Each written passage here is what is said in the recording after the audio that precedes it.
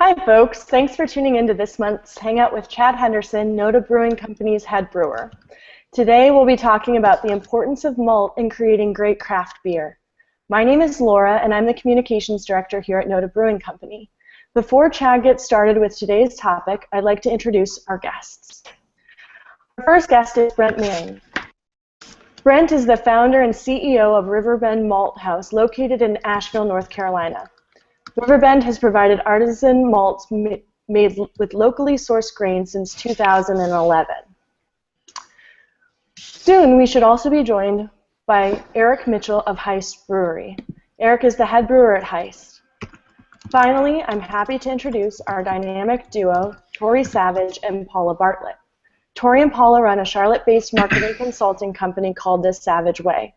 These ladies will be monitoring social media to find your questions and comments throughout the Hangout. While Tori describes how this will work, go ahead and follow them at The Savage Way, and make sure you're following us at Noda Brewing. Okay, hi guys. So today, if you want to engage with us on Google+, you can enable your questions in the top right corner. It's a little grid. If you click on that, you can send us questions directly to Google+ and use the Questions app. The other way to engage is, of course, Twitter. So on Twitter, you can tweet at Noda Brewing, and then make sure you use the hashtag Noda Hangout. Hope you guys can all see that. Noda Hangout. Nice. All right, cool. We will keep up with you and try to get all your questions answered. Thanks, guys. Thanks, Tori. Chad's here and ready to hear from you, so make sure you keep those questions and comments coming. Now, Chad, I'm going to turn it over to you. Thanks, Laura. Hey, Brent, how you doing? What's going on, man? Just finished loading the kiln and looking forward to hanging out for a little bit. Very cool, very good. I'm glad you could be here. I'm actually wearing a fair amount of powder of malt grain on me right now. Just got done brewing some hop, drop, and roll. Just wanted to start off with just the general discussion of grain, barley, malt, all that sort of stuff, kind of what it is and why it's so important to beer. And one thing I think we're going to try to do to some extent is the kind of cover topics here on the Google Plus Hangout on like the defining character ingredients of beer. And what I like about malt or malted barley is that when you look at beer itself, there's 4 principal ingredients, and a lot of people know about the Reinheitsgebot, which I'm mispronouncing, I know, because I'm not German or care to start pronouncing it the right way. But it is basically a German purity law, and it fundamentally says that beer can only be made with water, barley, hops, and yeast. And those are the 4 principal, like that's what makes beer. And what I think is really cool about malted barley is that that's really kind of what defines beer and separates it away from the idea of other alcoholic beverages. So the kind of defining term for an alcoholic beverage is what does its sugar come from that the yeast eat to make alcohol, which is, face it, the main reason why we have the adult beverage to begin with.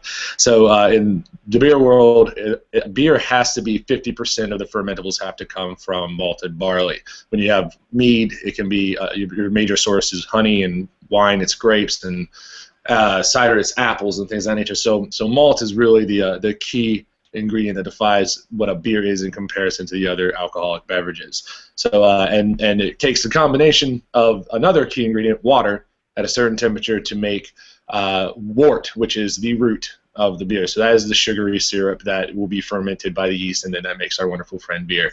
So that's just for those who weren't aware, like that's why it's such an important ingredient for beer itself. But let's talk about the actual process of how barley becomes malt, because barley doesn't really actually have any nutritional value to a human being. Like if a human goes around and just like grabs a stalk of barley and starts gnawing on it, they'll just have a really hard time in the bathroom later on. It doesn't really do anything for you. It has to be malted in order to actually get all of its enzymes and everything set up to be utilized to make sugars break down from it. So Brent, you want to just kind of talk about the generic malting process to make base grain? Absolutely, yeah. So basically what we're doing as maltsters is managing a 3-step process of malting, wherein we go through a steeping, germination, and kilning phase. with the overall goal of managing the enzymatic digestion of the cell walls inside of each kernel being converted into a starch or simple sugar by those enzymes that you mentioned. It's a 7-day process end to end. It spends about 2.5 days in the steep tanks, 3 to 4 days on the floor. We do an old school style of production called floor malting, where the grain is raked by hand 3 times a day. And then the third and final phase is kilning, where all of that germination energy and activity is actually halted in a very gentle 24-hour kilning regime. And the maltster can do some things on the floor and in the kiln that can change the flavor of grains. Base grains, our Pilsner spends 3 days on the floor and remains partially under-modified, so it's still leaning on the cracker, grainy, grassy flavor profile, and it's kilned very lightly so that we don't develop a lot of melanoidin-based color or richer flavors. Pale malt spends 4 days on the floor and gets hotter temperatures in the kiln to encourage the development of those richer flavors. Right. That's very cool. And a lot of people don't realize that those sorts of processes. It sounds similar to the processing in brewing, as far as like your steeps and your boil times and things of that nature. And people don't realize that the grain doesn't just come naturally grown like that. It goes through a pretty extensive process. And back in the old days, a lot more work was done on the brewing side in order to work with the under-modified grain, whereas nowadays, thanks to you guys like you, we don't have to worry about doing 3 to 4 decoctions and stuff like that, and trying to break down everything really systematically. You guys basically already set up all the little bits in the grain already for us. Now, how many different varieties of grain do you guys do at Riverbend? So we work with barley, wheat, and rye. We make, and we have both 2-row and 6-row barleys. I don't know if we want to get into that as a separate conversation, but 2-row and 6-row barley, where we make a Pilsner malt, a pale malt, and what we call Riverbend Select, which is our homage, if you will, to the classic English pale malts like Maris Otter and Golden Promise. That one is kilned on the darker side of the pale malt range, so it comes in between 3 and 4 Lovibond, whereas the Pilsner is typically below 2. We actually use that malt for the AHA rally. Nice. That was our first time utilizing. A lot of the homebrewers really enjoyed it. If anyone made it out and you had any of the beers that were sampled for that, that was the backbone to that recipe. Nice, yeah. I was telling Laura my travel coupons were used up at CBC, so I weren't able to. Had to stay home with the newborn. So, but yeah, and so with the 2 and 6-row barleys, that's what we produce, and then our Carolina rye is made with an heirloom rye variety called Renzabruzzi that's been grown in the South since the Civil War. That one spends 3 days on the floor and gets a kilning regime similar to pale malt. And then we also have what's called our Appalachian wheat, which uses a fairly recently released hard wheat variety called New East. It was originally developed for the artisan bread industry, and that gets 4 days on the floor and kilning temperatures similar to the pale malt. Great. And we're tinkering around with a roaster, but I can't tell you that anything fantastic has come out of that machine yet. So. Gotcha. Well, I'm sure it takes time to dial in, but that's one thing too that is worth mentioning too. That when we're talking about beer production, there's basically 2 or 3, I guess, lump sum categories of malt. Is the base grains, the specialty grains, and the adjuncts, and things like rye and wheat and things that aren't actually barley are usually looked at as being adjuncts. They're an additive character. A lot of times they tend to be very protein rich or are there for a lot of textural portions of the beer. But there is the specialty grains, and then there's the base grain. And when I do the tours at the brewery, I always I always say it's like the base is the base of the recipe. Like that's what predominantly you guys are producing there at Riverbend, correct? Yes. Yep. Yeah. So that's gonna be 90% of the recipes usually is base grain, I'd say.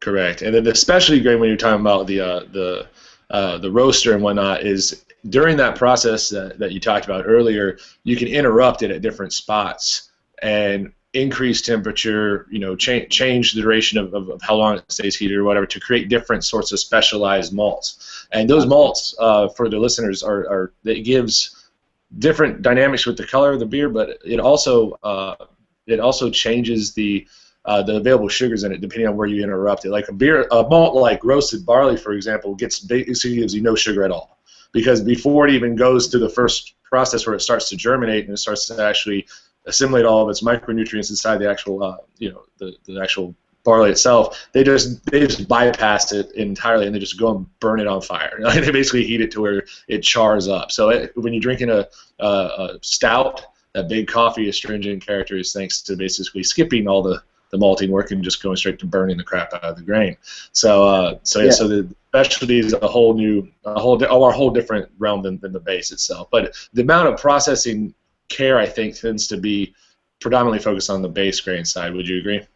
Yes, I would, and it's really neat for us. When we were at the Canadian Malting Barley Technical Center, we were so excited for our training class, and we were like, okay, cool. Today is specialty malt lecture day, and we got there, and they basically gave us the basics of making a Munich malt and making a crystal malt, but all the super sexy ones like Special B and Midnight Wheat or any of these things, that's all proprietary information. So we saw that as a really exciting challenge to create some of our own flavors from our own grains using whatever equipment we could get our hands on. But yeah, you bring up some interesting points there. So when you're specialty malts can run the gamut. If we're making crystal malts, for instance, we would come directly off of the germination floor and go into the roasting drum and mash in the husk around normal beer mashing temperatures of 150 to 160 degrees, and let that conversion take place, and then hit it with a really high amount of temperature, depending on what color target we were hitting. Right. So that's coming straight off the floor, but if we were going to do a chocolate malt, we would actually take finished pale malt out of the kiln and throw it into the roaster as well. Exactly. So a lot of different tricks, a lot of different stages in the process, like you mentioned, that can create or accentuate existing flavors. Exactly. Yeah, it's interesting to. I mean, I'm looking forward to seeing what you guys can put out there for sure. It's the diversity of the malts too is important as well. Like you said, you got a wide variety of just base malts themselves. When it comes out to specialty, you can have many different providers doing the same named malt, and it just comes off differently each time. And I think one of the best ones, I stopped writing it differently in all the recipes, is Carapils or Dextrin.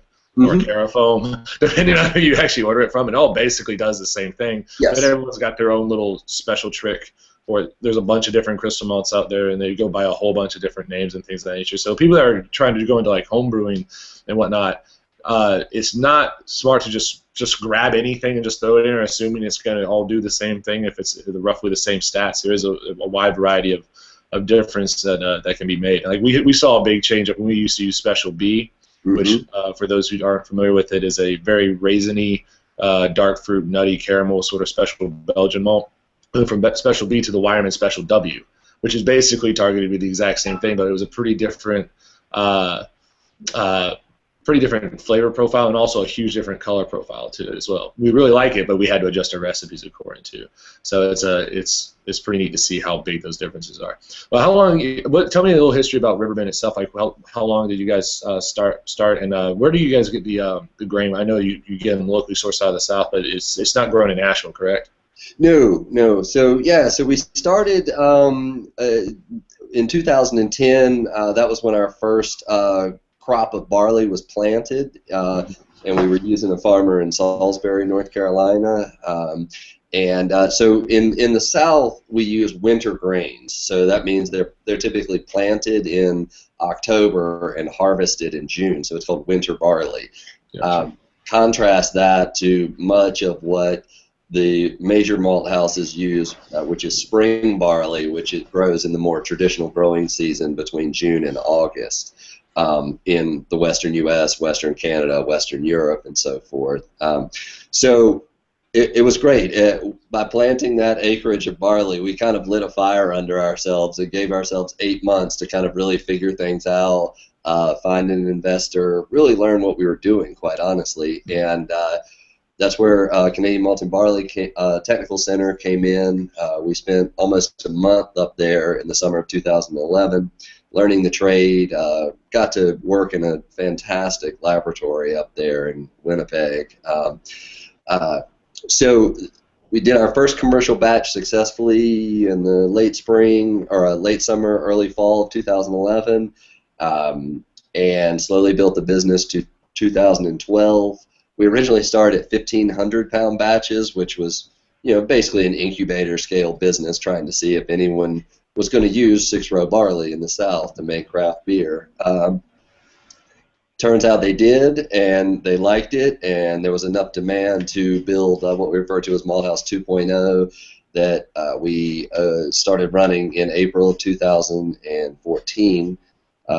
Flash forward 14 months later, we're at maximum capacity now. So it's been a pretty wild ride. We stepped up to 4-ton batches and are targeting about 500,000 pounds of production this year, which is still a rounding error compared to what the craft beer industry uses just in the Southeast alone, where we estimate roughly 75 million pounds of malt being consumed in the southern states this year, and that's really before Sierra, New Belgium, and Oscar Blue is planning yet another expansion. So we see that number just continuing to climb over the rest of the decade. Once they open up, I'm sure it's going to be at least a 20% jump from this current number, just because the size of the facility is being so much larger than your typical brewery opening up.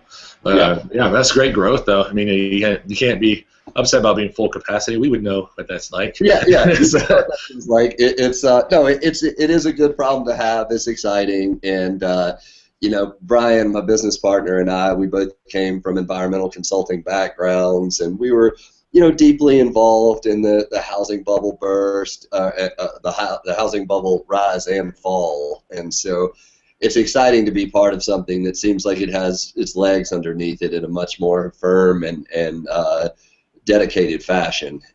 So we're excited to be a part of something sustainable. On the sourcing side, to that sustainability point, everything we source comes from a 500-mile radius. So that takes us into Kentucky, Virginia, North Carolina, South Carolina. A nice broad brush allows us to protect ourselves against the whims of Mother Nature.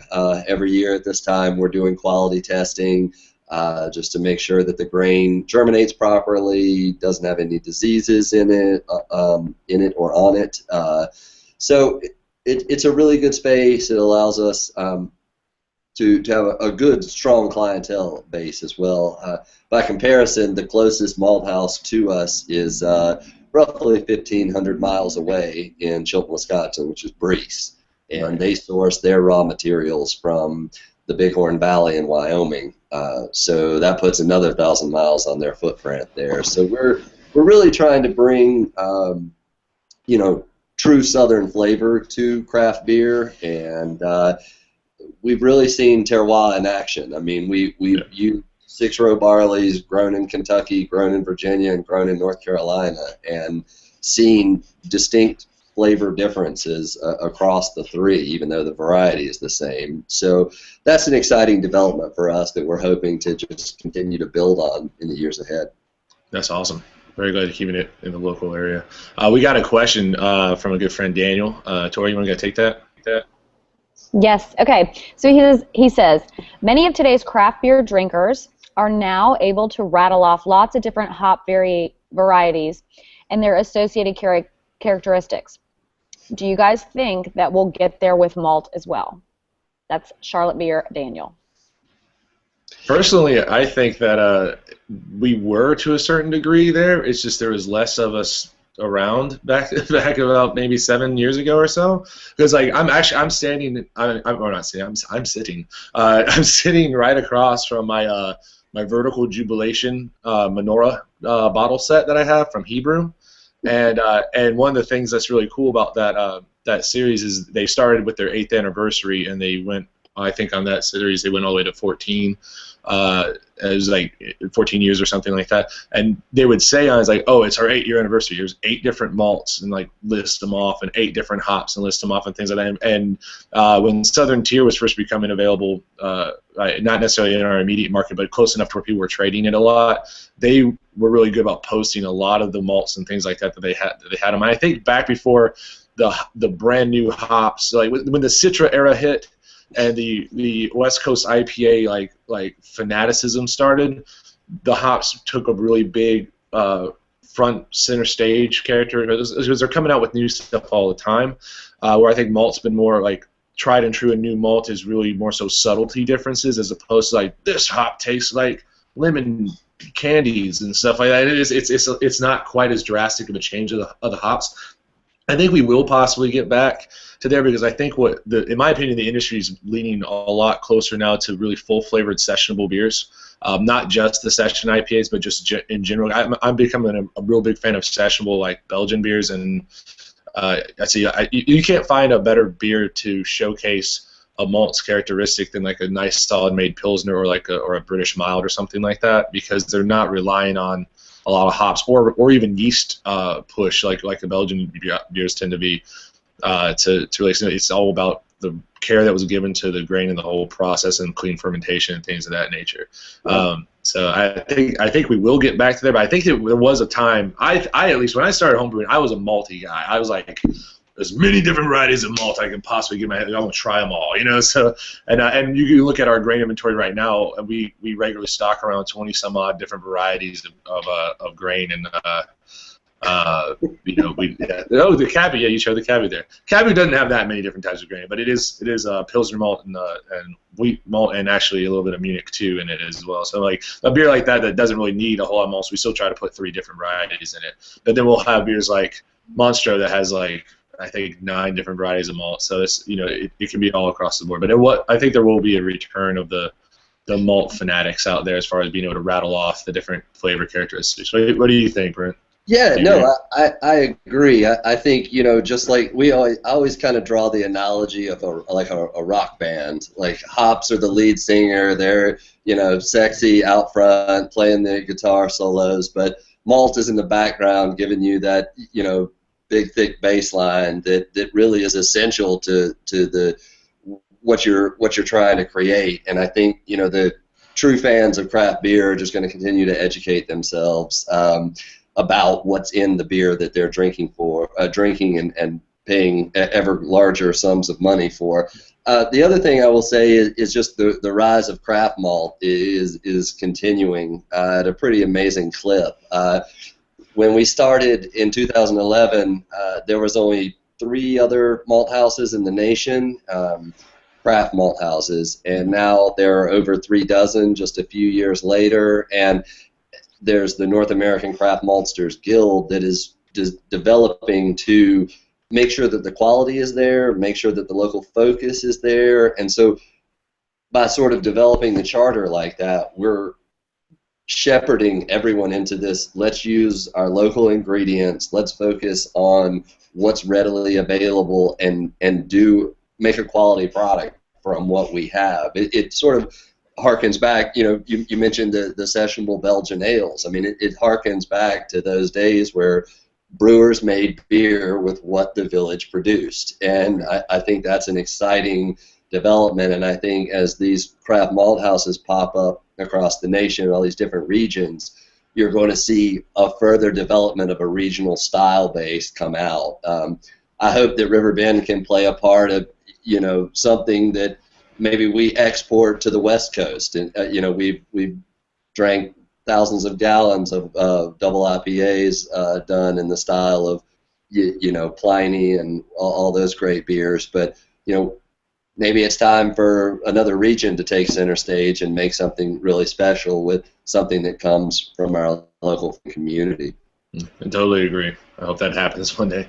That's what it felt like, I think, when at World Beer Cup, when we won twice the amount of medals for North Carolina than we had in years past, and including our win with the IPA, and then also getting mentioned as the fifth biggest growing state for craft breweries opening and things of that nature. I think that 1 week alone is just kind of us planting the flag in the ground. It's like we're here too. It's not all just about West Coast. But to go off subject really quick, I just have to harken on it because I'm proud of it. But your first analogy for the rock band thing. Yeah. Did you see our other Google hangout about music? No. Yeah. Totally exact same thing that I said before. I was like, I look at making beer as making music or whatever, and you have your different grains that can be the different instruments and techniques of doing it. I just wanted to say that I'm not the only one that thinks that way. So, well, we have another question actually from Edmund Medina. It says, he was wondering if your malts, Brent, Riverbend malts, are available for homebrewers in particularly in the Charlotte area. Yes, the new home. What's that? Home brews. Damn it! What's the name of that shop? The lady just. Anyway, let me Google that right quick, and I'll find it for you. But yes, the short answer is yes. I'm blanking on her name right now, but a fairly new shop just opened, and they're carrying several of our things. So yeah, keep an eye out for that. So get his stuff, give it a try. Let me see here. I'll let you go ahead and Google that because I already got too many screens open as it is trying to log in like I did earlier today. But yeah, one thing I mentioned it beforehand too. House of Brews. House of Brews. Okay, yeah, that's what I thought it was, but I didn't want to say and be wrong. I was like, oh, sorry. And then everyone goes flooding House of Brews like, we heard you had Riverbend. That's nice. Awesome. Very cool.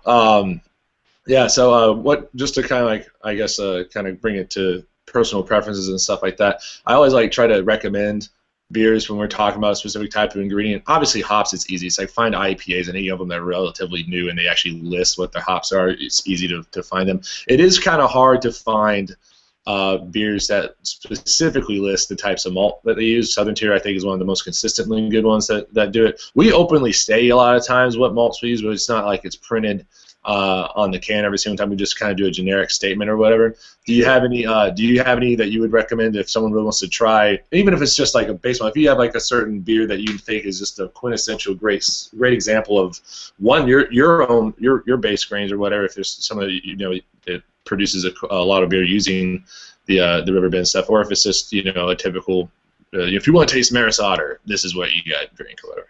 Yeah, I mean, it doesn't. Again, it's not that sexy. But going back to the classics like a Fuller's ESB, that's going to connect you directly to that classic Maris Otter, big, bready, slightly caramel flavor profile. On our Pilsner side, I know the guys at Triple C released Sal's Paradise, a really great saison with our Pils as the base. So you can kind of get it, and it's sort of tough to pin down, but our Pilsner is just a bit more rustic in character. It's still a clean profile, but you get a bit more of an earthy note in there, and I think that translates beautifully in some of these saisons that are coming out. So I'd say those two. Obviously, Fauna Flora has done some great stuff with our Pils as the base and the rye and the wheat. So those work really well. And trying to think what else is down there in the Charlotte area. It's but yeah. Wicked Weed Sour Program also features the Pils malt, and we've done a couple of maltier offerings with folks using this new 2-row select as well. But yeah, to go back to the classics, I mean, definitely an ESB is a place to start. I mean, even some of the classic brown ales are a great way of just reconnecting to a malt-forward style. Scotch ales are actually, if they're true to form, use only pale malt, but they just have an extreme level of kettle caramelization to them. But so that's kind of tasting a brewer's art and a maltster's art at the same time. You taste the fire. Yeah, but it's like burning. Just burn it, basically. Turn it into syrup and then finish the runnings. But yeah, I'm trying to think of another good example of Full Steam's lager, not the Kakalaki, but the El Toro Cream Ale. That was 90% our pale malt. So that's another one of those where it's not quite a single malt, but it's definitely a malt forward offering that lets people really connect to the grain in that fashion and not be overwhelmed by the delicious citrusy profiles of the West Coast hops. Absolutely, very cool. Also, if anyone wants to try some of the weirdest malt that you can, or most intensively unique malt, you just go to one of the gourmet stores in the German section and get any sort of aged Rauchbier and taste liquid bacon. So I don't know if you guys are going to be doing the smoke malts anytime soon, but that's like drinking a barbecue in a glass. We have another question. Tori, you want to go ahead and throw it our way and maybe last one? Yes. Okay. So, is the scale of organic malt production realistic to supply enough malt to the commercial breweries, or still a difficult choice to the breweries? And that is from Gil Mello, and I think he's from Pennsylvania. Oh, nice. Nice that people are watching us all the way up there. Brent, what do you think? So Riverbend actually, as part of the sustainability mission, started with organically grown barley, and worked with it almost exclusively for the first year or two, and then Mother Nature threw us a massive curveball in the form of 20 inches of rain during harvest of 2013, which basically decimated the small grains crop in North Carolina, kind of all but forcing us into conventional markets to find raw materials. So what we found was that the barley was a lot more uniform, a lot better to work with in the malt house, and performed a lot better in the brew house. And I don't mean that as a sweeping generalization, it's just our one data point there. The other flip side of this was that we didn't really have anyone asking us for organic malts. Frankly, it was more important that it was local than it was organic. So that's kind of how we've left it, honestly. We've been waiting for sort of this rise in demand for organic to sort of tip us back into that market. It hasn't happened yet. Frankly, we've gotten a lot more inquiry from the distilling market than from craft beer at this point. Yeah, I think that there's definitely a call for it, but I agree with you. I think especially in the last couple of years, just in our area, most people are more so worried about the sourcing as opposed to whether or not it's organic or not. But it does make it is another added selling point for it. Obviously, I'm sure that going back to the question on this, I guess if it's a realistic thing to distribute out to major breweries.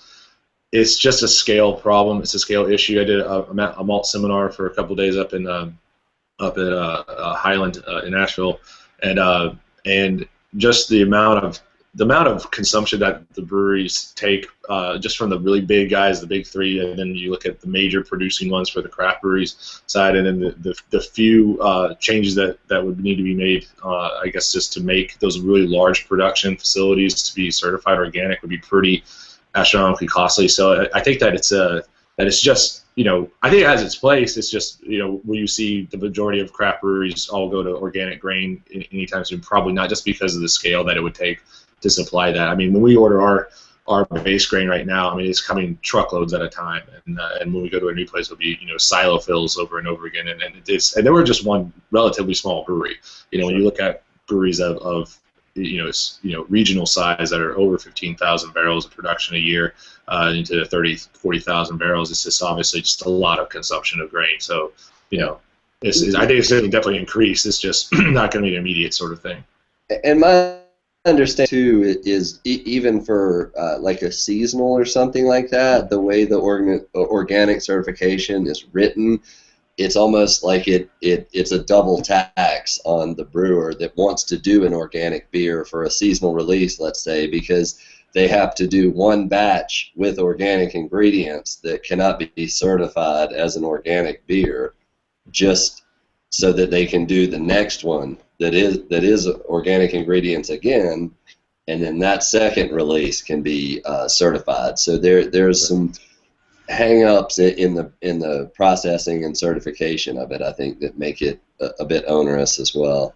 Exactly. It's not the exact same, but it's similar to like when people ask us about the gluten-free portion. It's like we can't make a gluten-free beer on our system. We honestly can't get it clean up, barley-free enough to have it be certified on. So yeah, but yeah, that's a good question. Do we have any other questions, or are we gonna wrap it up with that? Everyone good? Not seeing anything.